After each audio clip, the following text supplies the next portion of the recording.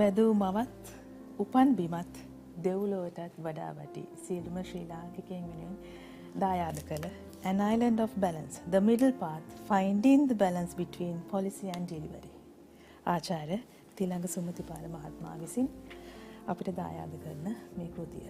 ඉතින් ඔබතුමාගෙන් මට හිතෙනවා මේ ළඟට අහන්න දැන් මෙතන මේ කන්ටෙන්ට් එකේ පටුනේ තියෙනවා තුන්වෙනියට Business Ready, Be Ready, Concept, Framework and Sri Lanka Standing. 24 පිටුව මම මේ ඉන්න ගමන් බැලුවේ මේ 26 පිටුවේ තියෙනවා ඒ සම්බන්ධ chart එකක් වගුවක්. අපි මේ ගැන කතා කරන්න ඕන ආචාර්යතුමනි. ඔය දැන් මේක ඉතා වැදගත්. ඉස්සර තිබුණා මේ ලෝකේ න්‍යායපත්‍රය කියන්නේ Doing Business Index කියලා. ඒ කියන්නේ ලෝකේ ව්‍යාපාර කිරීමේදී ආයෝජකයන් කොහොමද බලන්න ඕනි කියලා තිබුණා න්‍යායපත්‍රය. හැබැයි ඒක කල් ගිහිල්ලා එමන යල් පැන ගිහිල්ලා. ඒ නිසා ලෝක බැංකුව IMF World Bank එක හිතුවා අලුත් න්‍යායපත්‍රයක් හදන්න ඕනේ. ඒකට කියන්නේ business ready නැත්නම් be ready. Be ready. ඒකෙදී ප්‍රධාන කරුණු තුනක් යටතේ ඒ කියන්නේ අපේ මොනවද දැන් මේකේ මම කතා කරනවා. ඒකේ ප්‍රධාන කරුණු තුන හවිල්ලා regulatory framework. ඒ කියන්නේ නිත්‍යානුකූලව quality of laws and regulation කොහොමද රටේ නීති රීති පද්ධතිය කොහොමද පවතින්නේ බදු ප්‍රතිපත්ති මොනවද යනාදී වශයෙන්. දෙවෙනි එක යටිතල පහසුකම් කොහොමද ආයෝජකයන්ට එතනට ගේන්න පුළුවන් කියන්නේ. ඒගොල්ලන් ඊළඟට තුන්වෙනි කරුණ තමයි කොච්චර කාලයක් ගත වෙනවද ඒ කාලේ ගත වෙන්නේ මොන වගේ කරුණු සඳහාද ව්‍යාපාරිකයෙක් ආරම්භ කරනවද. එතකොට ඒකට අමතරව ප්‍රධාන කරුණු 10ක් ස්ථාපිත කරන්න ඕනේ. ඒ 10 තමයි business entity එක. ඒ කියන්නේ කොහොමද ඒගොල්ලන් ලියාපදිංචි කරාම ගියාම ඒක ඩිජිටලි කරන්න පුළුවන්ද කොච්චර කාලයක් ගත වෙනවද කොච්චර වේදමක් යනවද අලුතින් ව්‍යාපාරයක් පටන් ගන්න. දෙවෙනි එක කොයි වගේ කියන්නේ ලොකේෂන් එක කොයි වගේ සුදුසුකම. ඒ කියන්නේ එයාපෝට් එකෙන් කොච්චර දුරද සීපෝට් එකෙන් දුරද හයිවේස් තියෙනවද යනාදී වශයෙන්. එතකොට මොනවාද ඒ අපි කියමු ෆැක්ටරියක් දානවා. ෆැක්ටරියක් දාන එකේ නීති රීති කම්පැනි රීති වෙනස්නේ. ඒ ෆැක්ටරි එකේ තියෙනවා නීති රීති අනුගමනය කරන එක අපේ මේ වායු ගෝලයට හොඳද සුදුසුද නැත්නම් අපේ එන්වයරන්මන්ට් ප්‍රශ්නයක් එනවාද නීති තියෙනවාද ඒ නීති ප්‍රකාරව ජාත්‍යන්තර නීති ප්‍රකාර දාන්න කියන එක බලනවා බිස්නස් ලොකේෂන් එකේ. ඊට පස්සේ එනවා වතුර ටික කරන්ට් එක දුරකථන කියන්නේ ටෙලිකොමියුනිකේෂන් කැපැසිටි බ්‍රෝඩ්බෑන්ඩ් තියෙනවද වතුර තියෙනවද යන්නද. ඊට පස්සේ එනවා වැදගත් අපේ ශ්‍රමදායකත්වය. ඒ ශ්‍රමදායකත්වයේ කොච්චර හය කරන්න පුළුවන්ද ඒවැ ඇග්‍රීමන්ට්ස් කියවුවා මේක ළඟ වස් කරන්න පුළුවන්ද හොරකමක් කරොත් නීති රීති මොනවද තියෙන්නේ. එතකොට සේවක සේවිකාන්ගෙන් වෘත්තිමය අයිතිවාසිකම් රකින්නවද. එතකොට ඒ අයට වැඩට එන්න යන්න තියෙන පහසුකම් සහ නේවාසික පහසුකම් ඉහළ තාක්ෂණ තියෙන අයට තියෙන පහසුකම් යනාද වශයෙන් ඊළඟ කරුණ.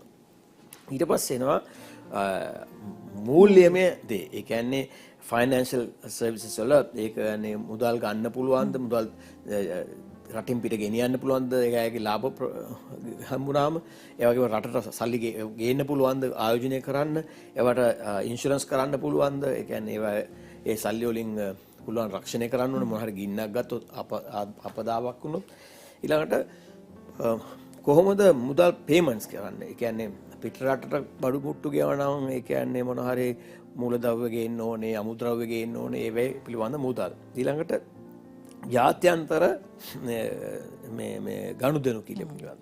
ඒ කියන්නේ මොනවා හරි තියනවාද අපි මොන හරි යන ශේෂ්ත්‍රයේ රෙස්ට්‍රික්ෂන්ස්. අපිට මේ රටෙන් බඩු ගෙන්නන්න බෑ. මෙහෙම පුළුවන්. චීනෙන් ගේන්න පුළුවන් ඉන්දියාවෙන් බෑ. ඉන්දියාවෙන් ගේන්න පුළුවන් ඇමරිකාවෙන් බෑ. ඇමරිකාවෙන් ගේන්න පුළුවන් ඉරානෙන් බෑ.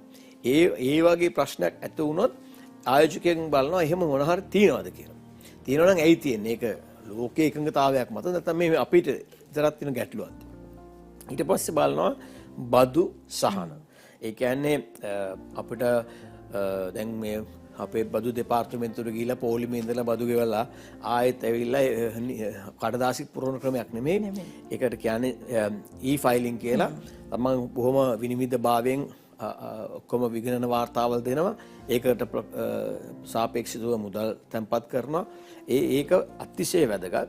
ඊළඟට කොච්චර ටැක්ස් පිළිබඳ ඒ කියන්නේ බඩු මුත්තු ලංකාවට එනකොට තියෙන බඩු. එතකොට ඊට පස්සේ ෆැක්ටරියට ඇවිල්ලා හදනකොට නිමවෙච්ච බඩු වල බඩු සහ එක්ස්පෝර්ට් කරා පිටරට යවුවෙන් පස්සේ තියෙන බඩු යම්කිසි පිරිසක ප්‍රමාණයක් රට තුල අලෙවි කරන්න පුළුවන් නම් ඒවට තියෙන බඩු ඒවා පැහැදිලි වෙන්න. ඒ පැහැදිලි බඩු ප්‍රතිපත්තිය රජයෙන් රජයට එහෙම නැත්නම් ඒ තියෙන බලපෑම අනුව වෙනස් වෙනවා නම් ආයෝජ්‍ය දෙපාරක් විතර දැන් ගිය අවුරුදු 20 මේ පිළිබඳව මේ ශ්‍රේෂ්ඨට බදු ප්‍රතිපත්තිය ලොකු වෙනසක් වෙලා තියෙනවා.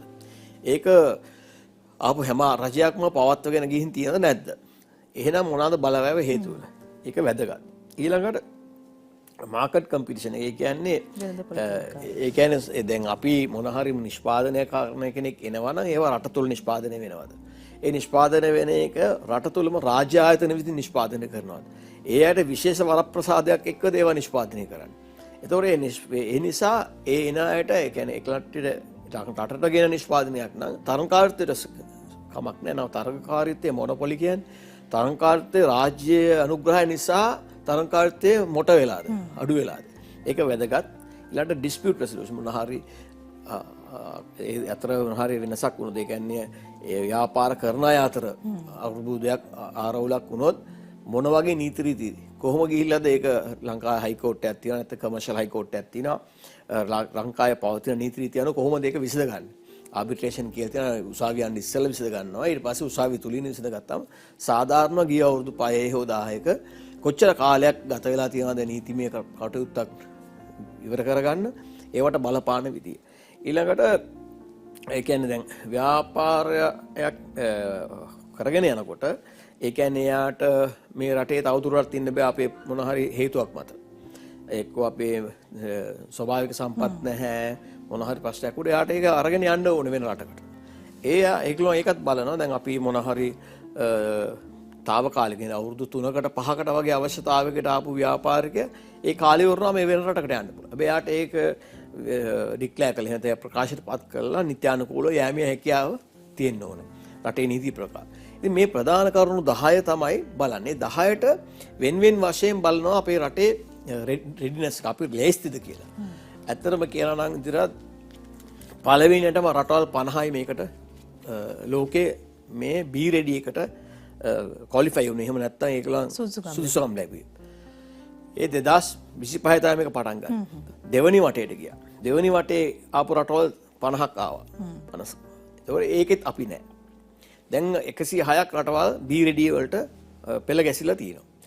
අපිට දැන් 206න් එහාවත් අපි බී රෙඩි එකට අපි ගියේ නැත්නම් ඒ කියන්නේ ආයෝජකයන්ට සුදුසු වාතාවරණයක් හදන සහ හැදෙන එවිනුන් සිතන රටක් බවට අපිපත් වෙන්නේ නැහනේ. අනිවාර්යයෙන්. ඉතින් අපි තාම 106ෙත් නෑ බී රෙඩි.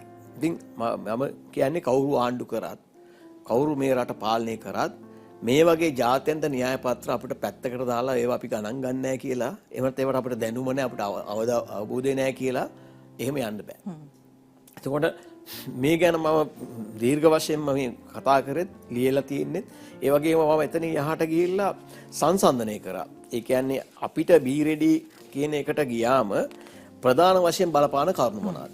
කියන්නේ අපිට දැන් තියෙනවා ගාමන්ස් ඉන්ඩස්ට්‍රි එක ඉතා හොඳයි. ඒක ඇඟලුම් කර්මාන්තය.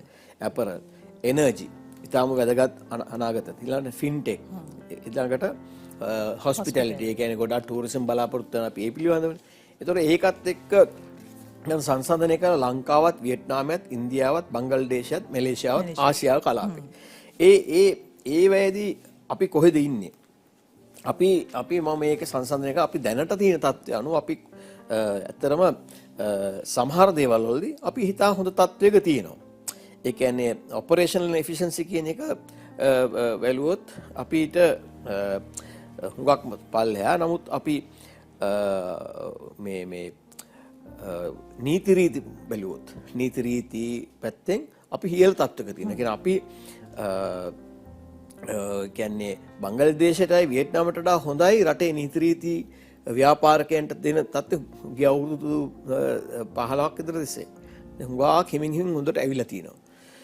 එතකොට මේ අපි ඊළඟට බැලුවොත් එහෙම ඔපරේෂනල් එෆිෂියන්සි එක දැන් වැඩක් කිව්වම පටන් ගන්න අර ප්‍රධාන කරුණු තුනේ අපි සාමාන්‍ය තත්ත්වෙද ඉතා හොඳ නැහැ. නමුත් අපේ මේ බැලුවොත් එහෙම මේ කොච්චර වේගයෙන් ඇවිල්ලා ව්‍යාපාර පටන් අරගෙන සුදුසුකම් අපි තමයි දුර්වලම මේ ආසියා කලාපේ. ආසියා කලාවේ. ආසියා කලාපේ අපි තමයි දුර්වලම. එතකොට අපි කොහොමද ඒක වැඩි දියුණු කරගන්නේ? කොහොමද අපි මේ නිලධාරීන්ව පත් කරලා ආයතන පත් කරලා ඒ අයට අපි ශක්තියක් ලබා දෙන්නේ කොහොමද? ඒගොල්ලන්ට තියෙන ප්‍රශ්න හඳුනාගන්නේ කොහොමද?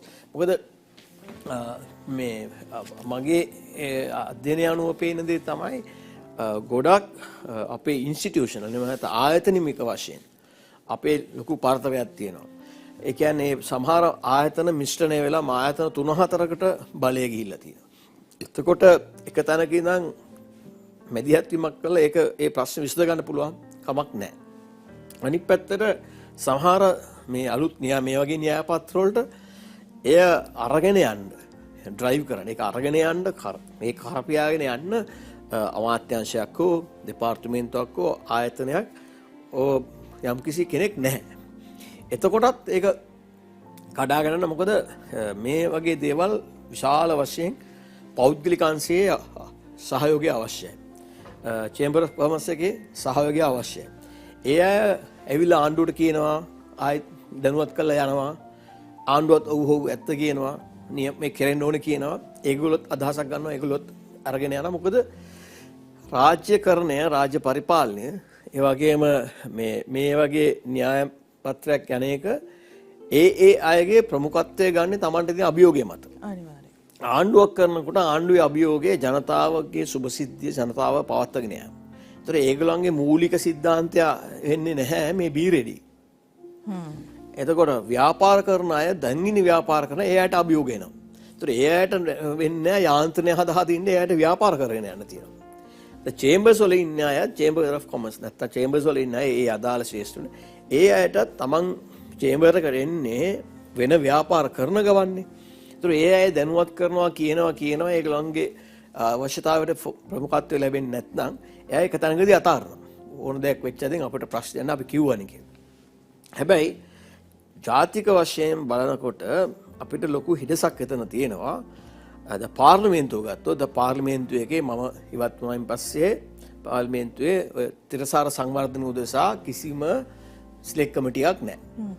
එතකොට දැන් බී රෙඩි පිළිබඳව පාර්ලිමේන්තුවේ කතිකාවක් නැහැ. එතකොට දේශපාලන පක්ෂ ගත්තත් බී රෙඩි පිළිබඳ කිසිම සාකච්ඡාවක් අවබෝධයක් නැහැ. එතකොට අපිට අවබෝධයක් තියෙනවා නම් දැනුම තියෙනවා නම් අත්දැකීම තියෙනවා අපි නිහඬ වෙන්න නෙමෙයි ඕනේ. අපිට ඕනේ ඉඳලා අපි මේවා කඩදාසියක් හදලා පුතක් කරලා මේකත් අරන් යන්න. අපිට හිතනවා නම් මේක අපි විශ්වාස කරනවා වෙන්න ඕනේ කියලා ඒ විශ්වාස කරන දේ නායකත්වය Taman දෙන්න එපා. අනිවාර්යයෙන්. දීලා උත්සාහ ගන්න එපා. දැන් ඒක එළියේ ඉඳන් විවේචනය කර එනේන ආණ්ඩුව එලවලා එනේන ආණ්ඩුවට බැනලා ඊට වඩා නරක ආණ්ඩුවක් ගේනවද? එහෙම නැත්නම් හොඳ විශ්ලේෂණයක් ඇති ජන සමාජයකට යන්න ඕන යාන්ත්‍රණික ගමන් මාර්ගයේ අපි අවබෝධය ලබා දෙනවා. ඉතින් මම හිතන්නේ ඒකයි මූලික සිද්ධාන්තය මගේ අරමුණ උනේ. ඉතින් දැනට තියෙන ප්‍රතිචාරය අනුව මම ඉතාම සන්තෝෂ වෙනවා. හුඟක් සැහැමකටපත් වෙනවා. මට චකිතයක් තිබුණා මේ වගේ විෂයක් පිළිබඳව උනන්දුව උත්සාහයක් අඩු වෙනවානේ. ඒ කියන්නේ මේක බොහොම highly technical නේ. මේක ප්‍රතිපත්තිය දෙයක් නේ කතා කරන්නේ. නමුත් හිතුවට වඩා විශාල වශයෙන් විශ්වවිද්‍යාලවල මගේ සමකාලීන මිත්‍රයන් ඉහළ තනතුරු දරන අය සද්ධාපනයේ ඉන්න ගුරු විදුහල්පතිවරු ඒ වගේම දේශපාලන නායකින් ඒ වගේම ජාත්‍යන්තර ආයතන ගණනාවක් ඒ කියන්නේ UN එකේ සහ අදාළ වශයෙන් ඉන්න ආයතන වල නියෝජිතයින් ගණනාවක් ලොකු උනන්දුවකින් පැසසුමට ලක් කරලා තිබුණා. මට කතා කරනවා දැනටත් මේ මට ඉතුරු මාස 6ක් වගේ කාලයක් මම බලාපොරොත්තු වෙනවා මේ දැනුවත් කිරීම තුළ රාජ්‍ය තාන්ත්‍රික රාජ්‍ය ආයතන රජය කියන ඒ සියලු අයට පුළුවන් විදියකට මේ ගමන් මාර්ගයට ප්‍රවේශ වෙන්න අපි උදව් කරන්න ඕනේ.